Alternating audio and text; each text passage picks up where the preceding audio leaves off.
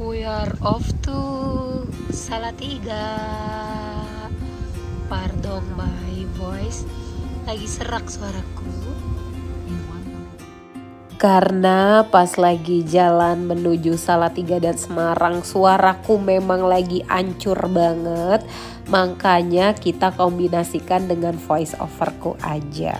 Well yes, tanggal 27 Juni 2025 kemarin aku melakukan perjalanan Salatiga Semarang karena lagi long weekend. It's actually very short trip, tapi aku seneng banget karena aku melakukan banyak hal di trip kali ini.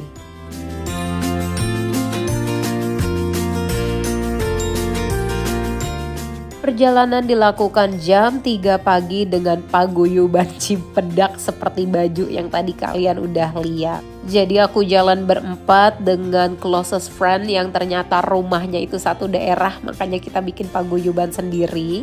Dan di jam 7 pagi ini kita sudah tiba di rest area Cirebon. Ini agak meleset dari target ya, karena harapannya sebenarnya jam 9 pagi tuh sudah bisa tiba di Semarang. Cuma karena memang long weekend, jadi jalanan juga memang agak padat.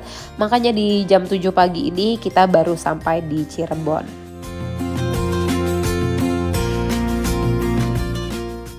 Stop di rest area Cirebon ya, kita nggak berlama-lama karena kita pingin buruan tiba di Salatiga. Aku jujur udah berapa kali melakukan perjalanan Trans Jawa dan ini adalah kali pertama aku akan menginjakan kaki di Salatiga.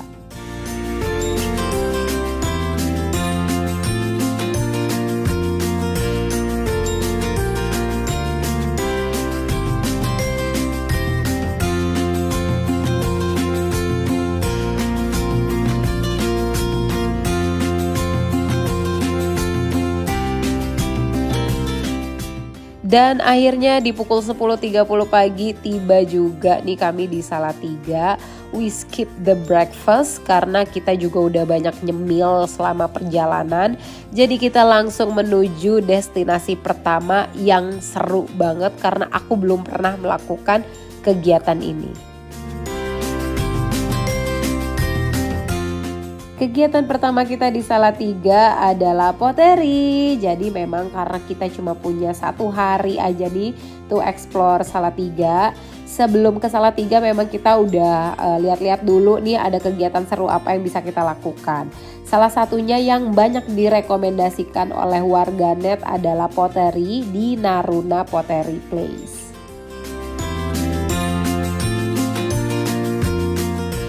Dan sekali lagi selamat datang di Naruna Pottery Workshop.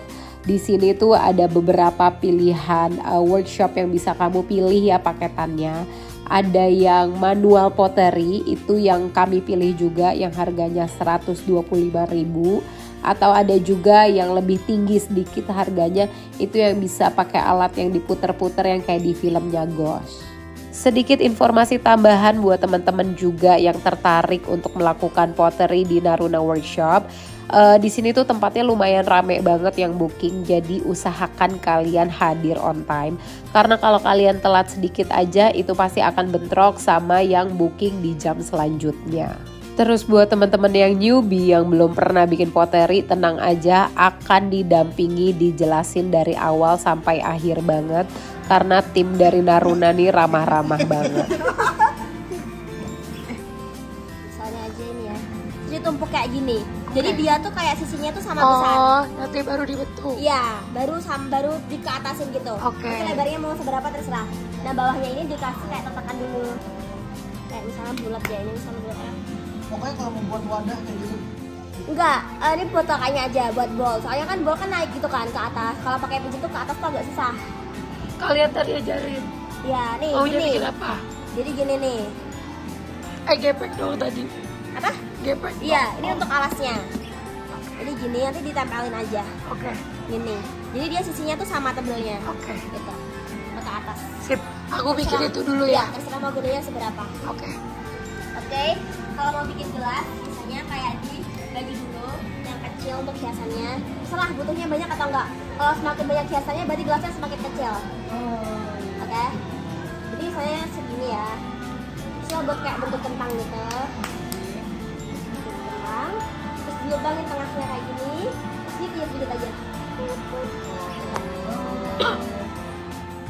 Terus kalau kalian nanya, ya abis bikin nggak bisa langsung dibawa pulang dong?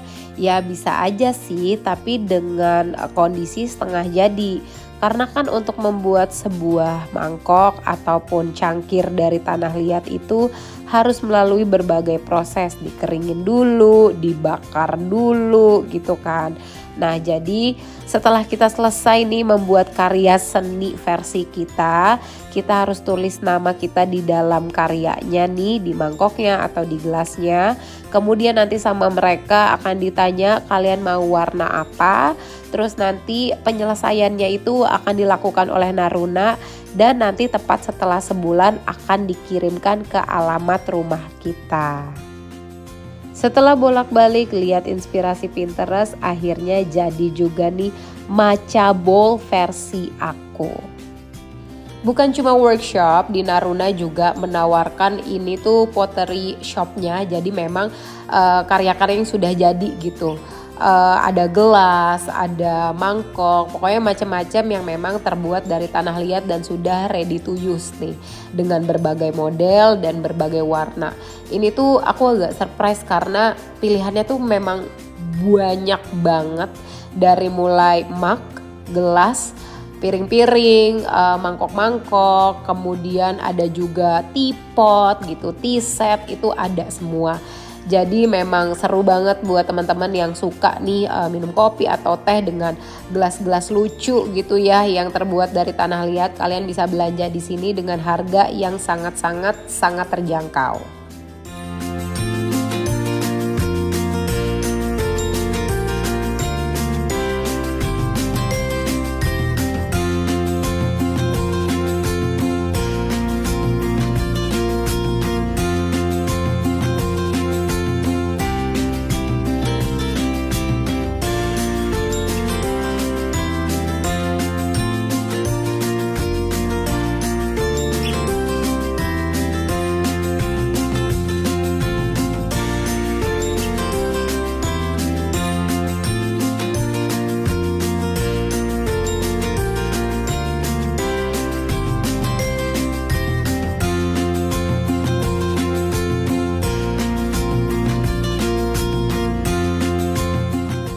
Selesai melakukan kegiatan di Naruna Workshop itu udah sekitar jam 12-an siang. Jadi kami OTW nih mencari tempat makan siang yang sebelumnya juga udah kita googling. Dan ini adalah ayam luweng yang katanya hidden gemsnya di Salatiga. Tempatnya seru banget, cantik, cuma sayang tidak terlalu ramah untuk pengguna kursi roda. Dan buat kamu yang bawa stroller nih agak bekerja keras karena memang tempatnya itu bertangga-tangga.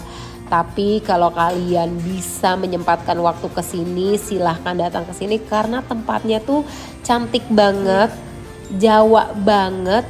Dengan pilihan makanannya itu makanan rumahan yang variatif, bikin ngiler dan rasanya itu cocok di lidah aku.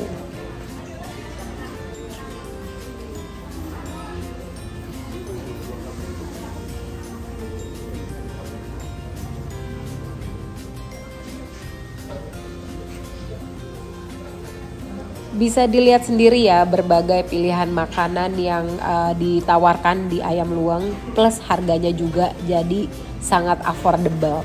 Dan buat yang nanya ayam luweng tuh diapain sih? Basically karena mereka pengolahannya menggunakan si tempat ini loh yang dia sebut sebagai luweng gitu. Jadi ini tuh kayak ayam goreng rempah tapi enak banget, gurih, asinnya tuh pas.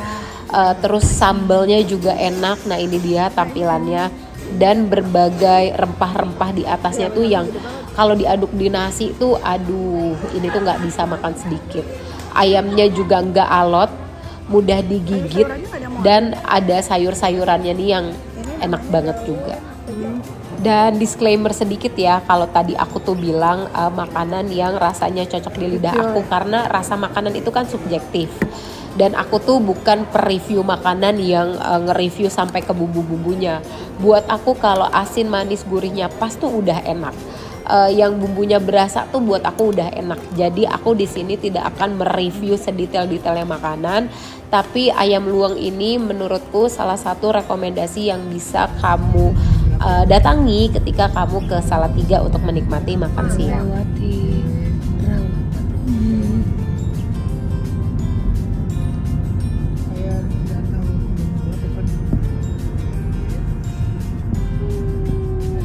Anyway, sudah hilaf tadi makan di ayam luweng. Ini juga udah lumayan agak sore. Puji Tuhan bisa menikmati pemandangan ciptaan Tuhan yang indah banget ini dan bisa menapakkan kaki ke Salatiga. Hopefully bisa kesini lagi dan mengeksplor lebih banyak lagi tempat makan, tempat ngopi, atau aktiviti-aktiviti seru lainnya yang bisa dilakukan di Salatiga. Nah, sebelum kita jalan ke Semarang, mampir dulu nih ke stasiun kereta Ambarawa. Karena tuh pingin ngerasain jadi jeng ya gitu ya, melakukan perjalanan seru menggunakan kereta wisata. Cuma sayangnya, aduh ini sedih banget sih karena memang sudah diinfo sebelumnya bahwa kalau misalnya mau booking kereta wisata ini tuh minimal 14 hari. Cuman kita nice try aja nih walk in di sekitar jam 4 sore gitu ya, dan kondisinya udah rame dan sedih banget karena tiketnya udah habis. Semoga ada kesempatan lagi kita ke Ambarawa gitu ya untuk melakukan traveling pakai kereta wisata.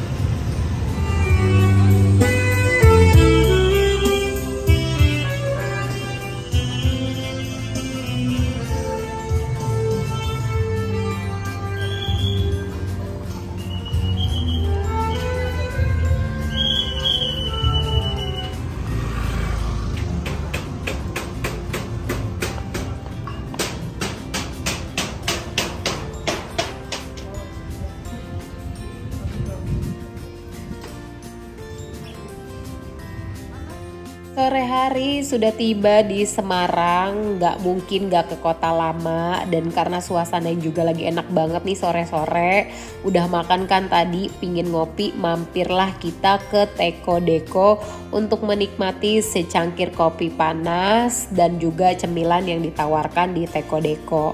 Buat temen-temen yang udah sering ke Semarang pasti udah ramah banget sama Teko Deko, tapi ini pertama kali aku ke sana. Jujur menurut aku kopinya enak, jadi aku adalah penyuka cappuccino atau piccolo. Jadi menurut aku kalau misalnya di coffee shop itu piccolonya enak, pasti semua rasa kopinya juga enak. Tempatnya juga cantik banget dan mereka itu menawarkan bukan hanya tempat yang seru untuk ngobrol atau WFC, tapi juga mereka menawarkan berbagai pernak-pernik lucu untuk kamu bisa bawa pulang, itu karya UMKM lokal. Jadi yang suka pernak-pernik lucu mulai dari buku-buku ataupun ya kayak gantungan kunci gitu, silakan berbelanja sambil menikmati kopi dan cemilan hangat di Teko Deko.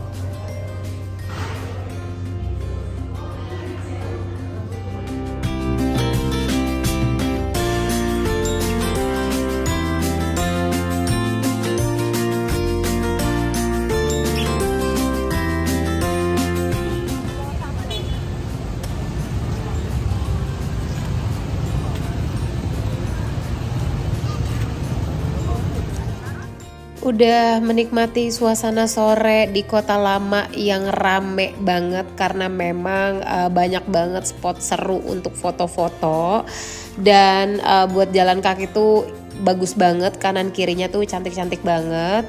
Jadi malamnya kita udah check in, udah mandi-mandi, berjalan kaki dari hotel kita menuju ke Simpang 5 Semarang karena kita mau makan di Pujaseranya yang menurut aku makanannya tuh nggak ada yang nggak enak. Cap cip cup yang dari pojok ke pojok semuanya enak. Aku lagi pingin makan nasi gudeg, tentunya pakai koyor dan tentunya juga pakai nasi goreng babat gitu ya. Karena di Semarang nggak mungkin nggak makan nasi goreng babat. Nah inilah makanan yang aku makan, ini namanya nasi gudeg Mbak Klana. Lihat berbagai pilihan menu-menu yang ditawarkan oleh Mbak Klana. Ini tuh aduh sungguh sangat-sangat menggugah selera. Aku nggak minum.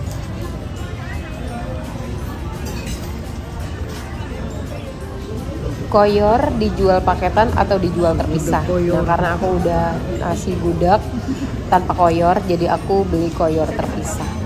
Ini ya, menurut aku the best of the bestnya itu adalah sambalnya. Sedep banget, pedas manis gurihnya itu pas, diaduk pakai nasi, ketemu dengan kuah gudeg, kuah krecek. Oh my god, enak banget. Aku tuh ngeditnya tuh sampai ngiler. Nah, ini nasi goreng babatnya menurutku malah B aja. Ya, rasa gurihnya ada gitu kan, dan smoky-smokinya, tapi bukan yang memang legendnya banget gitu. Cuma sambelnya sih, sambelnya guys. Setelah seharian makan nasi, makan siang nasi, makan malam nasi, pakai santan pula. Akhirnya kita nyebrang ini ke lapangan Simpang 5 yang emang rame banget. Kalian bisa lihat sendiri, berbagai keseruan itu bisa kalian temukan di taman di Simpang 5 ini. Dan tentu saja kalau ke Simpang 5 Semarang nggak naik sepeda-sepedaan warna-warni itu nggak afdol. Jadi kita berempat naik si kereta-keretaan atau sepeda-sepedaan warna-warni keliling bundaran Simpang 5 itu dengan harga 50.000 per satu putaran. Ini kita ngayuh sendiri, nyetir sendiri. Ini tuh best experience karena meskipun udah beberapa kali aku ke Semarang, ini pertama kali aku naik kereta warna-warni. Dengan suara aku yang seala kadarnya, aku naik mobil-mobilan di Simpang 5 ya, karena nggak ke Simpang 5 kalau nggak naik mobil. Oke, segitu dulu keseruan hari pertama di short trip kali ini. Besoknya masih banyak lagi kegiatan seru lainnya. Jadi buat teman-teman yang penasaran, stay di part 2 video aku ya.